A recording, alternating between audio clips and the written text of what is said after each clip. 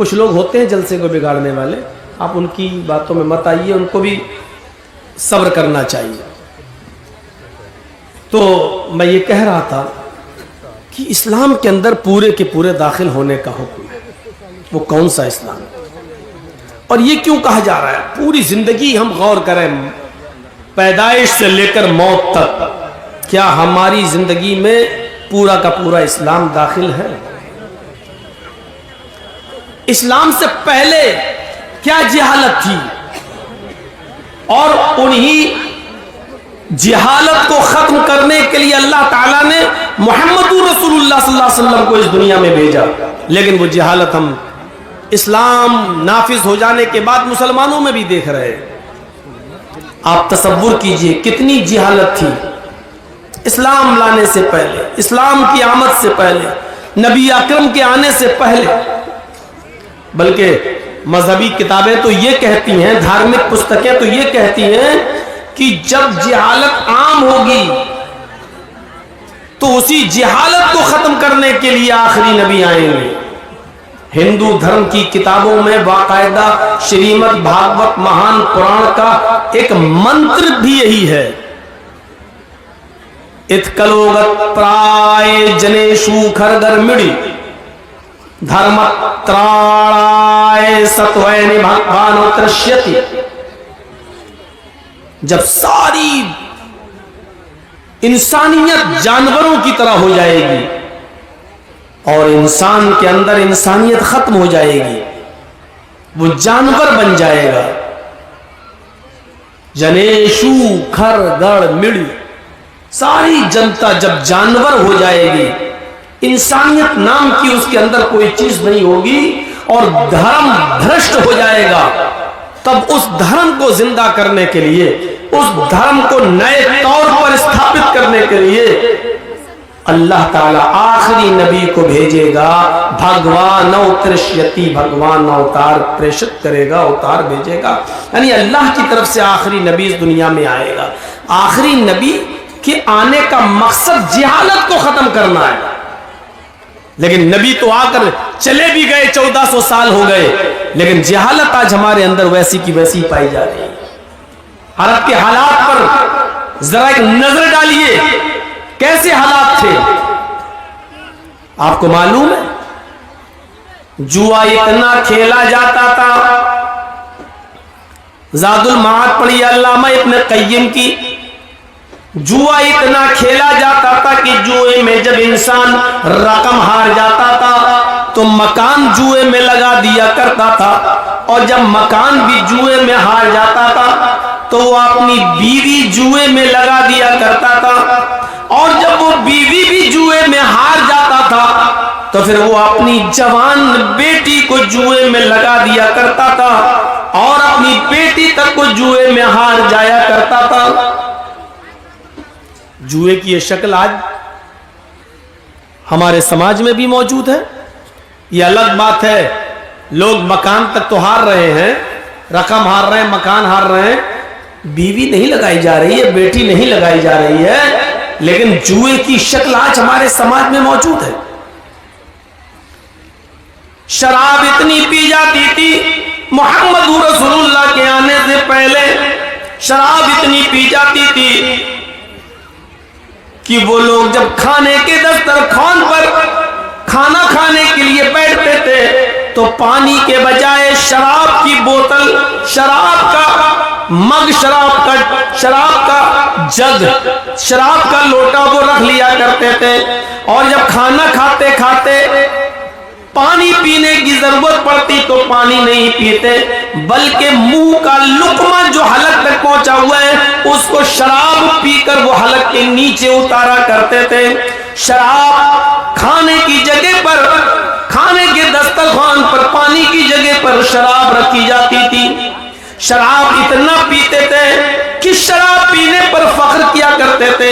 ان کے گھر میں جب کوئی بچہ پیدا ہوتا تو وہ بچہ، لوگ اس معاشرے کے، اس سماج کے، اس پیدا ہونے والے نومولود اس بچے کو پانی نہیں پلاتے، دودھ کا قطرہ ماں اپنی پستان کے دودھ کا قطرہ اس کو نہیں دیتی، اس کو شہد نہیں دیتی، سب سے پہلے اس بچے کے حلق میں جو چیز ڈالی جاتی پیدا ہونے کے بعد، ماں کے پیٹ سے باہر آنے کے بعد، وہ شراب کا قطرہ ہوتا، شراب کی بوندیں ہوتی.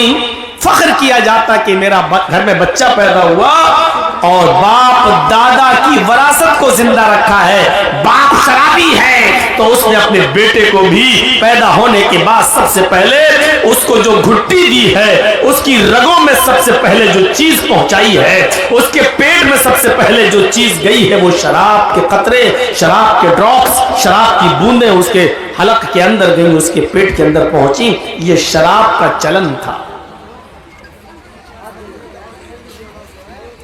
ان کے گھروں میں جب کوئی بیٹی پیدا ہوتی، جی حالت دیکھیے، ان کے گھروں میں جب کوئی بیٹی پیدا ہوتی تو اس بیٹی کے ساتھ یہ ظلم ہوتا کہ 4 سال تک تو اس کی پرورش کی جاتی، 4 سال تک تو اس بچی کو پالا جاتا، اس بچی کی دیکھ ریکھ کی جاتی. جب وہ بیٹی 4 سال کی ہو جاتی تب اس کا باپ میلے کے بہانے اپنی بچی کو لے جاتا، اپنی بیوی سے کہتا کہ اس کو نہلاؤ، اس کو دھلاؤ، اچھے کپڑے پہناؤ. ماں اس کو نہلاتی، دھلاتی، کاجل لگاتی، سرما لگاتی، عطر لگاتی.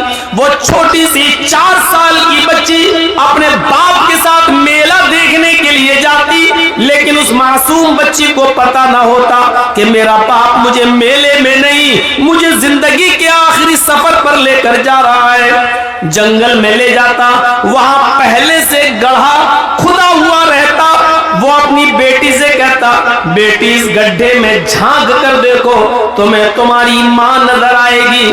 وہ بیٹی جب گڈھے میں جھانک کر دیکھتی، وہ بیٹی اپنی ماں کو دیکھنے کے لیے جب گڈھے میں جھانکتی تو پیچھے سے اس کا شقی القلب باپ، پیچھے سے اس کا ظالم باپ اس کو دھکا دے دیتا اور وہ چھوٹی سی 4 سالہ بچی اس گڈھے کے اندر گر جاتی. پھر یہ پیچھے نیچے زمین سے مٹی اٹھا کر اس گڈھے کو پاٹنے لگتا اور اپنی 4 سال کی بچی کو اسی میں دفن کر دیتا اور آخری سانس تک وہیں رکا رہتا.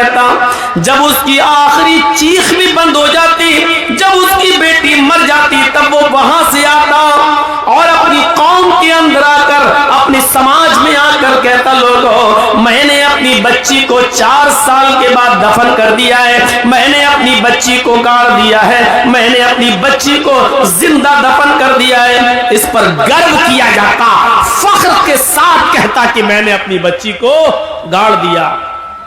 یہ جہالت تھی.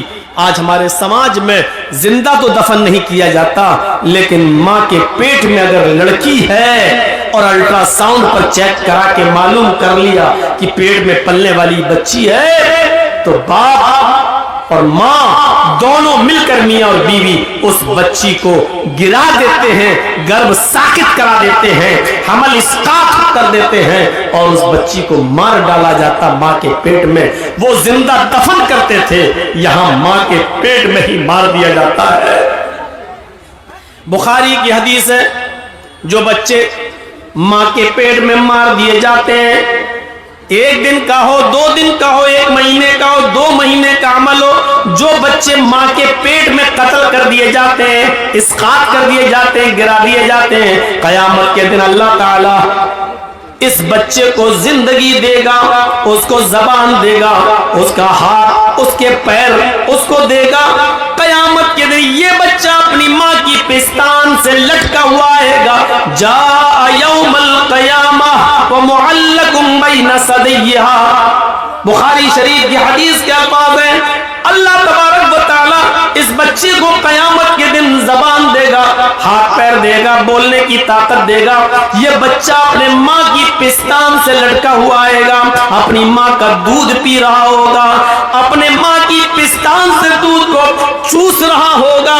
پھر اللہ اس کو اجازت دے گا، آئے میرے بندے، تجھے کچھ کہنا ہے تو کہے، تجھے کچھ عرض کرنا ہے تو میرے سامنے عرض کر، تجھے کچھ بولنا ہے تو بول. وہ چھوٹا سا معصوم بچہ جو دنیا میں ماں کے پیٹ میں مار دیا گیا، ماں کی پستان چھوڑے گا، زبان چلائے گا، چیخ کر کہے گا، یقول یا ربی حاضر हाज़िही उम्मी क़तलतनी, अल्लाह ये मेरी माँ है जिसने दुनिया में मुझे कत्ल कर दिया था, अल्लाह ये मेरी माँ है जिसने दुनिया में मुझे मार डाला था, अल्लाह ये मेरी माँ है जिसने दुनिया में मेरी जान ले ली थी, अय अल्लाह ये दुनिया में मेरी ना हुई तो आज इसका मत बन, अय अल्लाह इसने दुनिया में मेरी हिफाजत नहीं की, आज तू इसकी हिफाजत मत कर, अय अल्लाह इसने दुनिया में मुझे कत्ल कर दिया था, तू आज इसको मेरी माँ को जहन्नम के अंदर डाल दे, अय अल्लाह मेरी माँ को तू जन्नत में दाखिल मत कर। ये छोटा सा बच्चा जो पेट में मार दिया गया, कत्ल कर दिया गया, या यूं कह लो कि जिस बच्चे को हमने गिरवा दिया, ये बच्चा कयामत के दिन अपनी माँ को जहन्नम में ले जाएगा, कहेगा हाज़िही उम्मी क़तलतनी। ये जहालत हमारे यहां पर भी, ये अरब के अंदर भी सारी जहालतें थी। जब ये जहालतें आम हो गईं, तब अल्लाह ने मुहम्मदुर रसूलुल्लाह सल्लल्लाहु अलैहि वसल्लम को इस दुनिया में मबऊस फरमाया। आपने जुए को खत्म किया, जुए की सारी शक्लों को खत्म किया। जुए की कई शक्लें होती हैं, सारी शक्लों को खत्म कर दिया जुए की। मैच बद कर होता है, यह भी जुए की एक शक्ल है। मसलन 5-5 हजार रुपए बदलिए, अगर तुम जीत गए तो 5 हजार हम देंगे, हम जीत गए तो 5 हजार तुम दोगे। ये जुए की एक शक्ल है।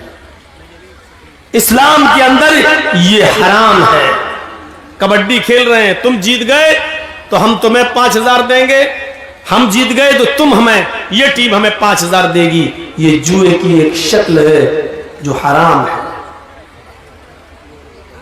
और एक जुए की शक्ल वो भी है, केबीसी, कौन बनेगा करोड़पति, यह भी जुए की एक शक्ल है।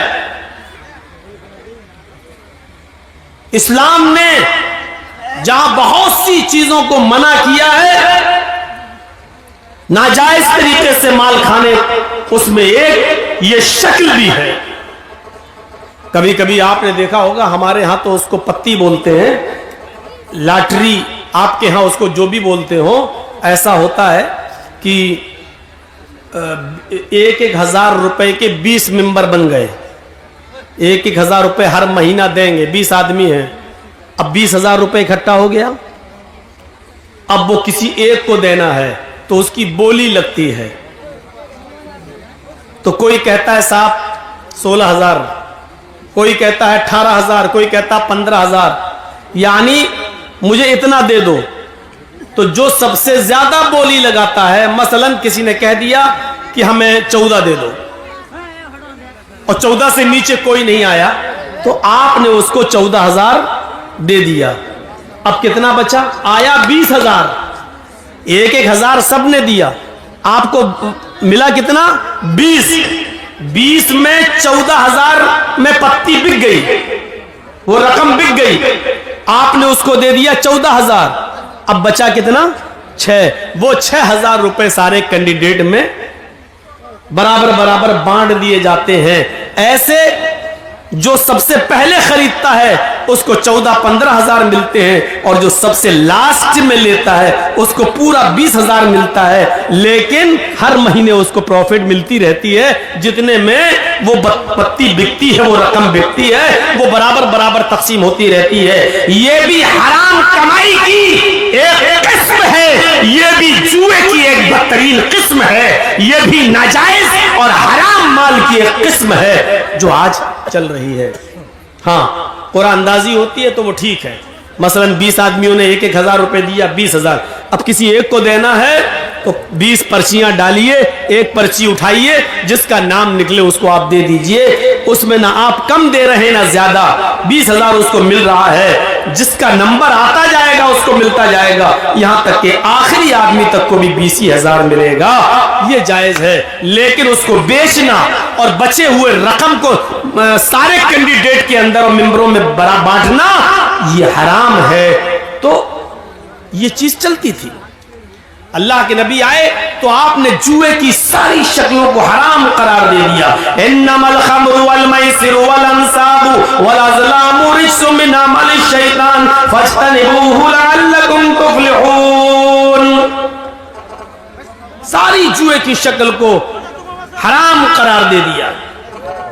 اس کے بعد شراب نوشی جس میں عرب کی قوم پڑی ہوئی تھی، خود اللہ کے نبی جناب محمد رسول اللہ صلی اللہ علیہ وسلم کو نبی بن جانے کے بعد بھی، نبوت مل جانے کے بعد بھی کئی سال لگ جاتے ہیں شراب کی حرمت کا اعلان کرنے میں، کیونکہ شراب اتنا زیادہ پیتے تھے عرب کے لوگ کہ اللہ کے رسول آسانی کے ساتھ اس شراب کو حرام نہیں کر پائے.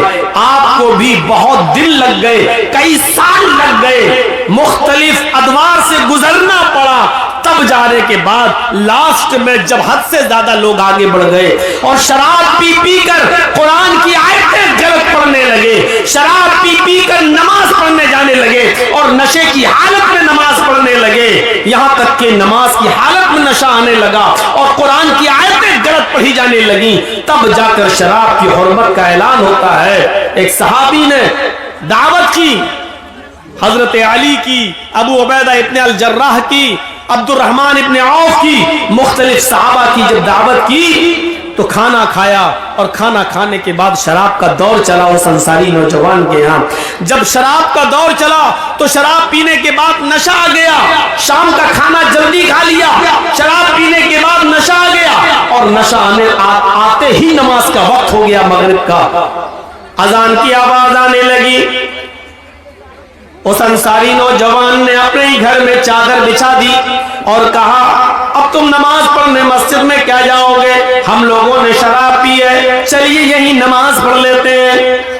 وہی نماز پڑھی جانے لگی.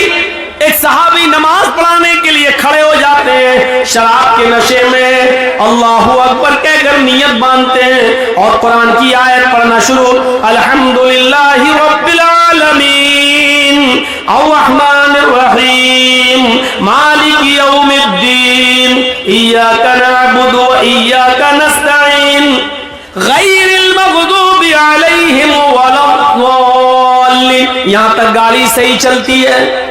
اس کے بعد دماغ جھلانے لگا، نشہ اپنے اندر کام کرنے لگا اور وہ صحابی قرآن کی آیت پڑھنے لگے. جو سورت شروع کی پہلی رکعت صحیح گزر گئی، اِنَّا أَعْطَيْنَاكَ الْكَوْثَرَ فَصَلِّ لِرَبِّكَ وَانْحَرْ إِنَّ شَانِئَكَ هُوَ الْأَبْتَرُ. دوسری رکعت میں نشہ اپنے عروج پر پہنچنے لگا اور نشے نے کچھ جگہ کچھ پکڑ حاصل کر لی، وَلَضَّالِّينَ تک گاڑی صحیح چلی. اس کے بعد قرآن کی آیت جب شروع ہوئی سورت قُلْ يَا أَيُّهَا الْكَافِرُونَ لَا أَعْبُدُ مَا تَعْبُدُونَ، اس کی جگہ پر وہ صحابی قرآن کی آیت پڑھ لیتے ہیں، قُلْ يَا أَيُّهَا الْكَافِرُونَ نَحْنُ نَعْبُدُ مَا تَعْبُدُونَ. مطلب ہی بدل گیا. شراب کے نشے میں اور کیا پڑھ رہے ہیں، قُلْ يَا أَيُّهَا الْكَافِرُونَ ہے کیا، لا اعبد ما تعبدون، اے کافرو میں ان کی عبادت نہیں کرتا جن کی تم کرتے ہو.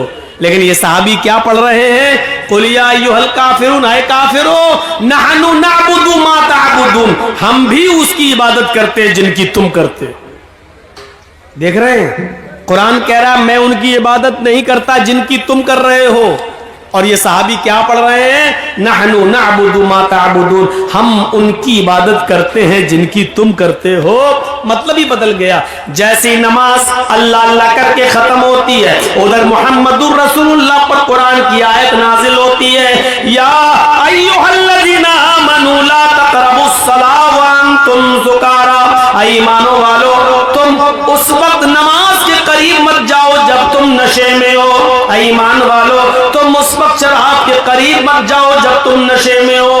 اس وقت تک نماز نہ پڑھو جب تک کہ تم جان نہ لو حتی لا تعلموا ما تقولون، جو تمہارے منہ سے نکل رہا ہے اس کو تم سمجھنے نہ لگو، اس کو تم جاننے نہ لگو. جو تم بول رہے ہو جب تک وہ خود تمہاری سمجھ میں نہ آنے لگے کہ کیا تم کیا بول رہے ہو اس وقت تک نماز کے قریب مت جاؤ. میرے بھائیو جب قرآن کی آیتیں نماز میں غلط پڑھی پڑھی جانے لگی اور شراب پی کر لوگ فخر کرنے لگے، میں تم سے افضل، میں تم سے اونچا، ارے میں مہاجر ہوں، اللہ کے رسول قریشی، میں قریشی، اللہ کے رسول بنو ہاشم میں بنو ہاشم کا، تم انصاری ہو، تم جاہل ہو، تم نیچی قوم کے لوگ ہو۔ جب آپس میں فخر و غرور ہونے لگا، شراب کے نشے میں ایک دوسرے پر فوقیت دکھانے لگا کہ میں تم سے افضل، میں تم سے افضل، تب قرآن کی آیت نازل ہوتی ہے، انما الخمر والمیسر والانصاب والازلام رجس من عمل الشیطان، اور پوری زندگی کے لیے شراب کی حرمت کا اعلان کر دیا جاتا ہے۔ اب گوارا نہیں ہے، کیونکہ جس چیز کو مٹانے کے لیے، جس جہالت کو ختم کرنے کے لیے اللہ کے نبی اس دنیا میں آئے، وہی چیز چلنے لگی ہے۔ اسلام میں اونچا نیچا کوئی چیز نہیں ہے، اسلام میں تیرا میرا کوئی چیز نہیں ہے، اسلام میں امیری اور غریبی کوئی حیثیت نہیں رکھتی ہے، اسلام میں سب برابر ہیں۔ تم شراب پی کر ایک دوسرے پر فخر کرتے ہو کہ میں تم سے افضل ہوں، میں تم سے اچھا ہوں، میری قوم تم سے، تمہاری قوم سے اچھی قوم ہے، میری قوم سب سے افضل قوم ہے، یہ کہنے لگے ہو۔ اسلام میں اس چیز کی اور جاہلیت کی اس بدبو کی کوئی ضرورت نہیں ہے۔ اسلام ان تمام خرافاتوں سے پاک ہے، اسلام ان تمام برائیوں سے پاک و صاف مذہب ہے۔ اسلام یہ کہتا ہے کہ تم سب برابر ہو، کلکم من آدم و آدم من تراب، تم سب آدم کی اولاد ہو اور آدم مٹی سے پیدا ہوئے تھے، تم سب مٹی کے ہو، آدم کی اولاد ہو، تم میں کوئی بڑا نہیں ہے، کوئی چھوٹا نہیں ہے۔ لا فضل لعربی علی عجمی، تم میں سے کسی عرب کے رہنے والے کو عجم کے رہنے والے پر کوئی فوقیت نہیں ہے، کسی عجم کے رہنے والے کو غیر عرب پر کوئی فوقیت نہیں ہے، کسی عرب کے رہنے والے کو غیر عرب پر کوئی فوقیت نہیں ہے، نہ کوئی گورا کالے سے اچھا ہے، نہ کوئی کالا کسی گورے سے افضل ہے۔ اسلام میں سب برابر ہیں۔ اسلام کے اندر اگر کوئی چیز بنیاد اور حیثیت رکھتی ہے تو وہ ہے الا بالتقوی، تقوی کی بنیاد پر آپ ایک دوسرے سے بڑے ہو سکتے ہو، ورنہ نہیں۔ تقوی کی بنیاد پر، جس کے اندر جتنا تقوی ہوگا، جس کے اندر جتنا تقوی ہوگا، پرہیزگاری، تقوی، تقوی، تقوی کسے کہتے ہیں؟ اس کی چھوٹی سی مثال اگر ہم سمجھ جائیں، اللہ کے نبی صلی اللہ علیہ وسلم نے فرمایا، غور کیجئے گا، آپ نے محنت کر کے 99 روپے کمائے، 99 روپیز، 99 روپے کمائے، اور آپ چاہتے ہیں کہ ہم کوئی نئی قمیص، نیا کرتا، نیا پنجابی لے لوں تاکہ ہم مسجد میں جا کر نماز پڑھ سکیں، ہمارے پاس کوئی اچھا کپڑا نہیں ہے۔ آپ مارکیٹ میں گئے اور آپ کو کپڑا مل رہا ہے پنجابی 100 روپے کا، آپ کے پاس ہے کتنے؟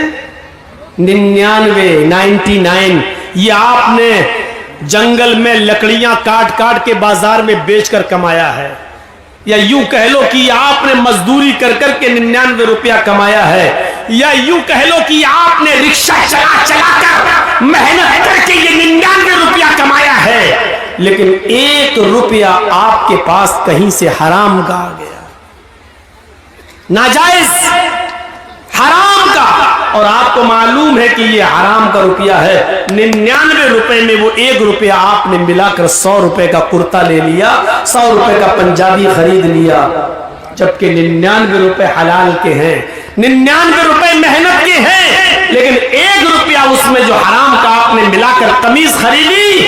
اللہ کے نبی فرماتے ہیں جب تک وہ قمیص تمہارے جسم پر رہے گی، جب تک وہ کرتا تمہارے جسم پر رہے گا، اللہ کے یہاں تمہاری ایک بھی نہ فرض عبادت قبول ہوگی، نہ نفل عبادت قبول ہوگی، تمہارا ایک بھی سجدہ اللہ رب العالمین کی بارگاہ میں قبول نہیں کیا جائے گا۔ کیوں؟ پوچھا اللہ کے رسول، کیوں؟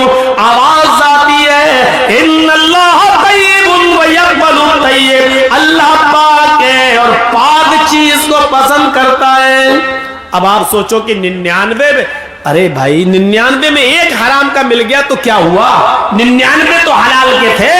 تو آپ اس کو یوں سوچ لو کہ آپ کے پاس ایک بالٹی پانی رکھی ہوئی ہے، पूरा आपने अभी इसको नल से निकाला है, अभी आपने इसको हैंड पाइप चला कर खींचा है, ये पानी है, और आपकी आंखों के सामने उसमें पेशाब का एक कतरा चला जाए, पेशाब की सिर्फ एक बूंद चली जाए, तो ईमानदारी के साथ बताइए क्या वो आप पानी पिएंगे, या उस पानी से आप नहाएंगे, या उस पानी से आप कपड़ा धुलेंगे?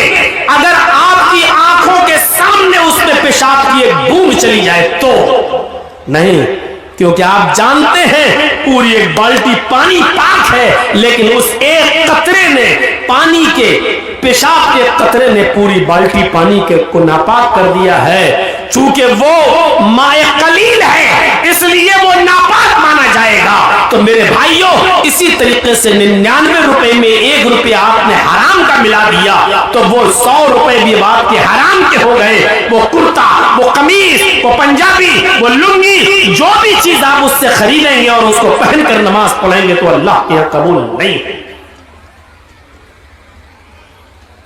ये तकवे की एक मिसाल है, कैसे बचना है।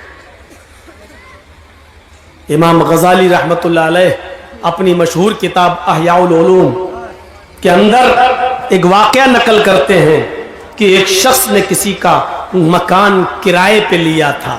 होता नहीं, हम लोग रेंट पे ले लेते हैं, चलो हम यहां रहेंगे, रह लिए, रेंट पर, किराए पर मकान खरीदा था। उस बुजुर्ग ने कोई लेटर लिखा, लेटर, खत। उस जमाने में लकड़ी का पेन चलता था, लकड़ी का कलम, और स्याही से, इंक से लिखा जाता था डुबो डुबो कर। उसने सोचा कि अभी ये ताजा ताजा खत लिखा है, इस इंक को खुश्क करने की जरूरत है। तो वो जिस किराए के मकान में रहता था उस किराए के मकान से थोड़ी सी मिट्टी उसने उठा ली और कागज पर डाल दी ऐसे, ताकि वो इंक जल्दी सूख जाए, खुश्क हो जाए। उसने सोचा थोड़ी सी मिट्टी लेने में हर्ज किया है, ये मकान अगरचे मेरा नहीं है, थोड़ी सी मिट्टी तो ले रहा हूं। मिट्टी, जमीन पर पड़ी हुई मिट्टी, उसने उसको लिया और लेटर पर, कागज पर ऐसे डाल दिया। रात में उस बुजुर्ग ने ख्वाब में देखा कि उसके ख्वाब में कोई फरिश्ता आ रहा है और उस बुजुर्ग से कह रहा है, तुमने किसी के मकान पर किराए पे रहते हो, तुम, ये तुम्हारा मकान नहीं है, तुमने इस मकान से थोड़ी सी मिट्टी लेकर जो कागज पर डाल दी है, कयामत के दिन तुम्हें पता चल जाएगा ये थोड़ी सी मिट्टी लेने का अंजाम क्या होता है। सोना नहीं लिया था, चांदी नहीं ली थी, दौलत नहीं चुराई थी, घर के जिस मकान में रह रहा उस मकान की कच्ची जमीन से थोड़ी सी मिट्टी उठाई थी और स्याही को, इंक को खुश करने के लिए कागज पर डाली थी। ख्वाब देख रहा है, कयामत के दिन तुम्हें पता चल जाएगा दूसरे के मकान से थोड़ी सी मिट्टी लेने का अंजाम क्या होता है। मिट्टी ली, तब ये हाल। जो दूसरों की दौलतों पे कब्जे कर रहे हैं वो अपना अंजाम सोचें, जो दूसरों की जमीन और जायदाद को हड़प कर रहे हैं वो अपना अंजाम सोचें, जो दूसरों की जमीन और जायदाद पर कब्जे कर रहे हैं वो अपनी फिक्र करें, जो अमानतों में खयानत कर रहे हैं, यतीमों, गरीबों, बेवाओं, मिस्कीनों और फकीरों का हक मार रहे हैं वो अपना अंजाम सोचें। हक मारने की कई किस्में हैं। आप साहिब हैसियत और ज़कात नहीं देते तो ये भी हक मारना हुआ है। आपके पास 1 लाख रुपया है और उस 1 लाख रुपए पर 1 साल गुजर चुकी है, अगरचे उस 1 लाख रुपए में 7.5 तोले सोना यानी 85 ग्राम सोना नहीं आ रहा है, लेकिन 52.5 तोले चांदी तो आ सकती है। यानी 1 लाख रुपए में 52.5 तोले चांदी आ सकती है और इतना पैसा तुम्हारे पास है और 1 साल गुजर चुकी है, तो आप पर 1 लाख रुपए में 2,500 रुपए ज़कात बनती है जो आप गरीबों को देंगे। अगर आप नहीं देते हैं तो ये गरीबों का हक मार रहे हैं। जब छोटी सी थोड़ी सी मिट्टी लेने का अंजाम ये है तो आप गरीबों का, मिस्कीनों का हक मार کر زکات ادا نہیں کر رہے ہیں تو ہم اور آپ اپنے انجام کے بارے میں فکر لگائیں کہ ہمارا اور آپ کا انجام کیا ہوگا اگر ہم اپنے مال کی پوری زکات نہیں دیتے ہیں تو